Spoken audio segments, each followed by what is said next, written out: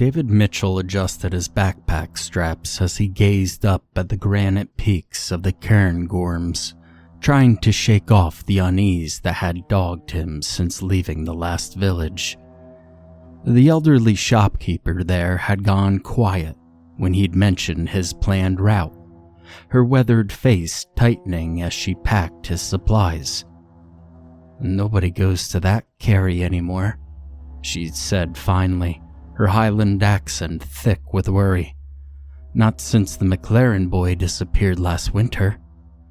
But David had just nodded politely, used to locals and their superstitions. At 35, he'd hiked most of Scotland's trails, but something about this particular route made his stomach knot. Maybe it was the gathering storm clouds, or maybe it was the fact that he hadn't seen another soul for the past 6 hours. Or perhaps it was the strange tracks he'd spotted 2 miles back, too large for a deer, too wide set for a wild cat, and somehow wrong in a way he couldn't quite explain. The corporate world had nearly broken him. 3 months ago, he had walked out of his London office mid-meeting, leaving behind a decade of 60-hour weeks in a corner office with a view of the Thames. His colleagues had called it a breakdown. He called it waking up. The final straw hadn't been the stress or the endless meetings. It had been finding his father's old hiking journal while clearing out his mother's house after her stroke. The journal entries had transported him back. Weekends spent learning to read maps and weather patterns, his father's patient voice explaining how to navigate in whiteout conditions. The pride in those weathered eyes when 13-year-old David had successfully led them back to the car in thick fog. Before cancer took him too early, his father had been the head gamekeeper for one of the largest estates in the Highlands, and he'd passed on not just knowledge, but a deep respect for these mountains and their secrets. Now, 3 months into his new life, David had rediscovered himself in the Scottish wilderness. Each Bothy stay, each summit reached, felt like coming home, but he'd never seen a Bothy quite like this one. The stone Bothy appeared through the mist like a dark tooth jutting from the earth, its weathered walls almost black with age and dampness. The bitter November wind carried the scent of peat and approaching snow, and somewhere in the distance a red deer's bark echoed off the granite cliffs. These simple shelters. David shrugged off his 65-liter Osprey pack, his shoulders aching from the weight of winter gear. He'd taken the eastern approach through the Larrigru, one of the Cairngorm's most demanding passes, and his legs felt like lead after negotiating the boulder fields. The Bothy's location, tucked away in a forgotten quarry, wasn't marked on his OS map, which should have been his first warning. The first few hours in the Bothy seemed normal enough, but as twilight approached, David noticed odd details he couldn't quite explain. The firewood was neatly stacked, but some logs showed deep gouges, as if something with enormous strength had handled them. The stone walls, upon closer inspection, had strange marks that looked almost like claw marks, but scaled up to an impossible size. In one corner he found a small shrine, a crude cross made of twisted metal, surrounded by coins from different decades. Some were so old their dates had worn smooth. Next to it, someone had carved a warning in Gaelic. David's father had taught him enough to make out the words. "It hungers in the dark." He told himself these were just pranks by previous hikers, but his hand shook slightly as he prepared his dinner. The dehydrated beef stew tasted like ash in his mouth, and he couldn't shake the feeling that something was watching him through the windows. Whenever he turned to look, there was only darkness and the occasional flash of his own reflection. But sometimes, just at the edge of that reflection, he thought he saw movement. Something pale and oddly shaped, ducking out of view. The first scratch came just as he was finishing his meal, a light sound like fingernails on stone from outside the wall. David froze, spoon halfway to his mouth. Probably just a branch, he told himself, though he couldn't remember seeing any trees close enough to touch the building. The sound came again, more deliberate this time. Then silence. The wind had picked up, howling around the Bothy's corner with an almost vocal quality. David found himself straining to hear patterns in it, his mind playing tricks in the growing darkness. Was that a word in the wind? His name, perhaps, called by something that had learned to mimic human speech but hadn't quite gotten it right. He tried to distract himself by examining the Bothy's visitor book, but what he found only increased his unease. The entry stopped abruptly 6 months ago. The final one was a half-finished sentence. There's something outside that isn't. The rest was a violent scrawl that trailed off the page. Earlier entries painted an increasingly disturbing picture. Multiple hikers had reported strange sounds in the night, unexplained scratching, and glimpses of something that they couldn't explain. One entry, dated 2 years ago, contained a detailed drawing of a creature that made David's skin crawl.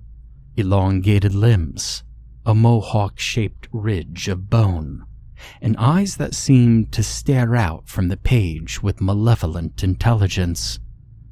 Below the drawing, someone had written, "If you see this, run. Don't try to hide in the Bothy.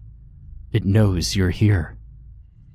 David pulled out his satellite phone, a habit born from years of solo hiking. No signal, which wasn't unusual in the highlands, but something else caught his eye. The GPS coordinates were scrambled, showing numbers that kept changing. Even stranger, his compass was spinning wildly, the needle whirling like a deranged dancer. He dug deeper into his pack for his paper map, spreading it across the wooden table. The Bothy's location made no sense. According to his earlier readings, he should be in the heart of the Cairngorms, but this particular quarry seemed to exist in a cartographic blind spot. It was as if the mountains themselves were conspiring to hide this place. A memory then surfaced, his father telling stories by firelight about places in the highlands that didn't want to be found. There are corners of these mountains, son, that aren't marked on any map. Places that remember the old ways, the old hungers. Smart hikers turn back when their compass starts to spin. Just then, something thumped heavily on the roof. Not snow sliding off, but something with weight and purpose. David held his breath, listening. The sound moved across the ceiling with deliberate slowness, testing the slate tiles. A few pieces of grit fell into the cold fireplace. Then came a new sound that made his blood freeze. Sniffing. Long, deep inhalations that spoke of an advanced sense of smell. Some sort of creature was tracking his scent. David's hand crept towards his hiking knife, though he knew it would be useless against whatever was up there. The blade seemed absurdly small suddenly, like bringing a toothpick to a gunfight. The sniffing stopped directly above him, and for a moment, complete silence fell over the Bothy. A single drop of something dark and viscous fell through a gap in the ceiling boards, landing on the visitor's book. It sizzled slightly, eating into the paper like acid. When he got up to fetch his water bottle, His boot caught on something in the floorboards. A metal ring nearly hidden in a gap between the planks, covered by decades of filth. David knelt down, running his fingers along the edges. It was attached to a trapdoor, old but solid. The sensible thing would have been to leave it alone, but David had always suffered from an excess of curiosity. It was what had drawn him to the mountains in the first place, that need to see what lay around the next bend. David dumped his backpack on the wooden table, hands moving with practiced efficiency, despite his fear. Years of mountaineering had taught him to think systematically, even in crisis. His ice axe might serve as a weapon. The pick end could do serious damage. He clipped it to his belt alongside his knife. His climb-in rack yielded more possibilities. He threaded several hexes and nuts onto a shorter length of rope, creating a makeshift flail. The metal protection pieces would pack a punch if he needed to swing them. The rope itself was rated for 9 kN, strong enough to hold several times his body weight. It might come in handy if he needed to escape quickly. His head torch went around his neck and the backup into his jacket pocket. The first aid kit contained a lighter and emergency candles, crucial if his batteries died. He grabbed his trekking poles, collapsing them to half length. Their carbide tips would serve as spears if needed, and the aluminum shafts were surprisingly strong. From his repair kit, he pulled out a roll of duct tape and wrapped it around one pole's handle for a better grip. His emergency shelter, a bright orange bivvy bag, went into his jacket pocket. If he needed to hide, the waterproof material wouldn't rustle like cheaper alternatives. And last came his water filter and energy gels. If he got trapped down there, he'd need them. Everything else, sleeping bags, stove, spare clothes, he left behind. They'd only slow him down. David tested the weight of his makeshift weapons. The ice axe felt reassuring in his right hand, the modified trekking pole in his left, but as an inhuman screech came from outside, followed by the sound of claws on stone, he wondered if any of it would make a difference against what waited in the darkness below. The trapdoor opened with a groan of rusted hinges, revealing stone steps descending into darkness. The beam of his headlamp illuminated rough-hewn walls and damp earth. It was a tunnel. Something scraped against one of the windows, a sharp, deliberate sound that made David's skin crawl. He spun around, but there was nothing there except for his own reflection in the dark glass. The scratching moved to the other window, then to the door. Whatever was out there was circling the Bothy. David's options were limited. The tunnel might lead nowhere, might even be dangerous, but his instincts screamed that staying in the main room would only be worse. He grabbed his backpack and descended the stone steps, pulling the trap door closed above him. The tunnel network was a maze, and David quickly lost all sense of direction. His headlamp revealed side passages that seemed to have been dug by different methods. Some carefully constructed with stone supports, others violently torn through the earth. He chose his path carefully, marking his route with chalk arrows like his father had taught him. In one passage, he found a modern climbing rope disappearing into a vertical shaft. The rope was slick with something that made his fingers tingle unpleasantly. Next to it, someone had left a GoPro camera, its lens cracked, but its memory card possibly intact. He pocketed it, hoping it might contain some answers. The temperature continued to drop, but it wasn't just the cold that made him shiver. There was something off with the acoustics down here. His footsteps echoed back at strange intervals, sometimes before he even took a step, and underneath it all was a low vibration, more felt than heard, like the purr of some massive beast. He passed more signs of previous visitors, a smartphone with a cracked screen, a wedding ring wedged between stones, a child's stuffed animal that looked decades old. Each item told the story of someone who had come here, and quite possibly had never left. A sound echoed through the tunnels, a high-pitched keening that might have been the wind, if wind could carry such malice. It was answered by another cry from a different direction, then another. David's heart nearly stopped as he realized the implications. There might be more than one of them. The marks on the walls suddenly made more sense. These weren't just tunnels. They were a nest, and he was deep in their territory. His headlamp flickered, the beam growing weaker. David checked the batteries with trembling fingers. They were new, shouldn't be dying yet, but the darkness seemed to be actively fighting the light, pressing in with an almost physical weight. He switched to his backup torch, but it too seemed dimmer than it should be. And that's when he noticed the writing on the walls. Not carved this time, but painted in something that might have been blood.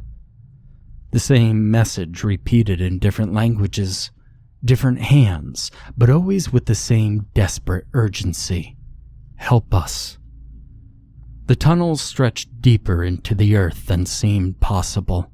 David's headlamp beam caught glimpses of other passages branching off, suggesting an entire network beneath the Bothy. The air grew colder as he descended, carrying a metallic tang that reminded him of blood. The walls showed sign of tool marks, but also deeper gouges, as if something had been digging with inhuman strength and a lot of determination. Here and there he found more evidence of previous visitors. A dropped compass, a shredded backpack, a single boot with curious teeth marks in the leather. When he reached the chamber with the body, he realized it wasn't alone. Other bones were scattered in the corners, some ancient, others disturbingly fresh. He was terrified. The notebook wasn't the only one. He found several others in various states of decay, their pages telling fragments of the same story. Something hungry lived in these mountains, something that had developed a taste for human prey. Both torches died within minutes of each other. The darkness that fell wasn't the ordinary absence of light that David had experienced on countless overnight hikes. This was something deeper, a darkness that almost felt alive. He fumbled with the batteries, hands shaking, but even fresh ones didn't do anything. The darkness had won. A scraping sound echoed from somewhere ahead, claws on stone moving with purpose. Then another from behind. These creatures were coordinating, using the pitch blackness to their advantage. They had evolved in these tunnels, hunting by sound and scent. This was their element.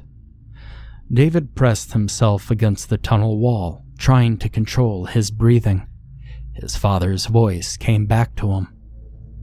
If you lose your light in a cave, son, your other senses become your lifeline. Touch is your eyes. Sound is your map. Keeping one hand on the wall, he began to move. The stone was cold and slick under his fingers, occasionally broken by the gouges he'd seen earlier.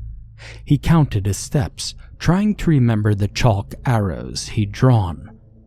20 paces to the first junction, left turn, 30 paces to the narrow squeeze. But then something brushed past him in the darkness, a movement of air that carried the same acidic smell. He froze, pressing himself flatter against the wall. He could hear breathing, not just his own, but from somewhere close. The creature slowly moved with an almost liquid grace. He could sense its mass shifting in the darkness. David's finger found a familiar notch in the wall, one he'd noticed earlier. He was on the right path, but then his hands touched something warm and wet, something that pulsed slightly under his fingers. He yanked his hand back, but not before feeling the texture of exposed muscle, the slickness of something that should have been covered by skin. A low sound came from directly in front of him. Not quite a growl, not quite a laugh. He felt as if he were being herded. Every survival instinct screamed at him to run, but he forced himself to move slowly, deliberately. Running in this darkness would be suicide. Instead, he focused on his other senses, like his father had taught him. The air movement from the right tunnel felt different, fresher somehow. That had to lead up. He began counting again. The creatures kept pace with him, their movements creating small eddies in the air that he could feel on his skin. They were playing with him, he realized, like cats with a mouse.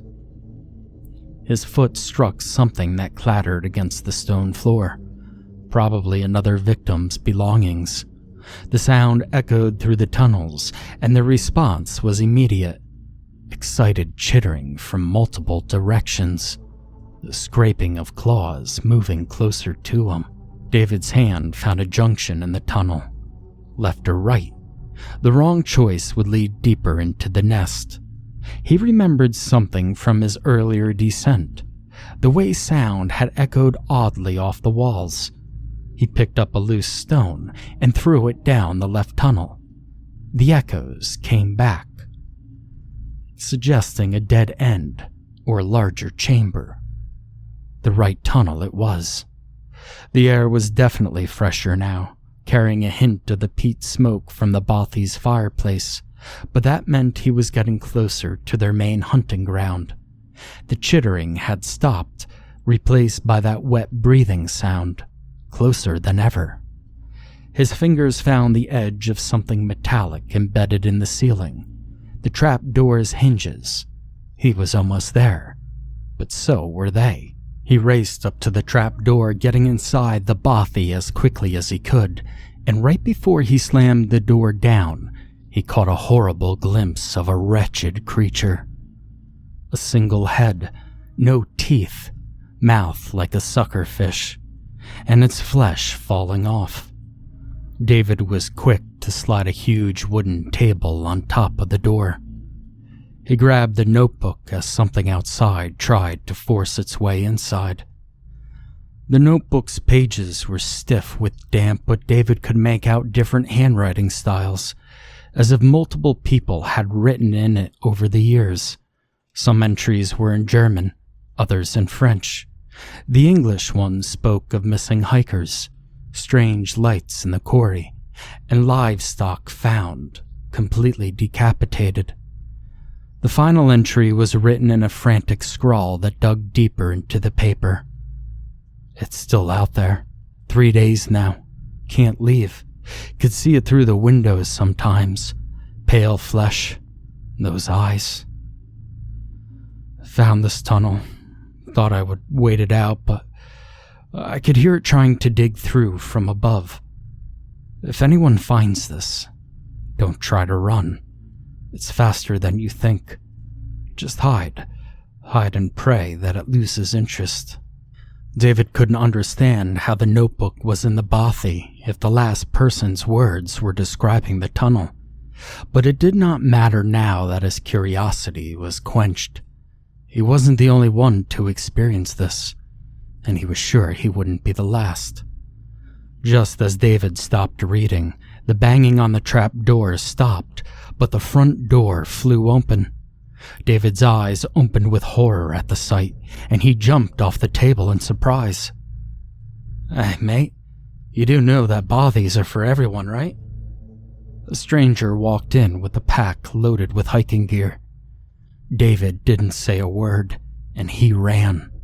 He left everything behind, and as he ran, he could hear the loud screeching of a table moving, a hiker screaming, and a squelching sound that gave him nightmares for years.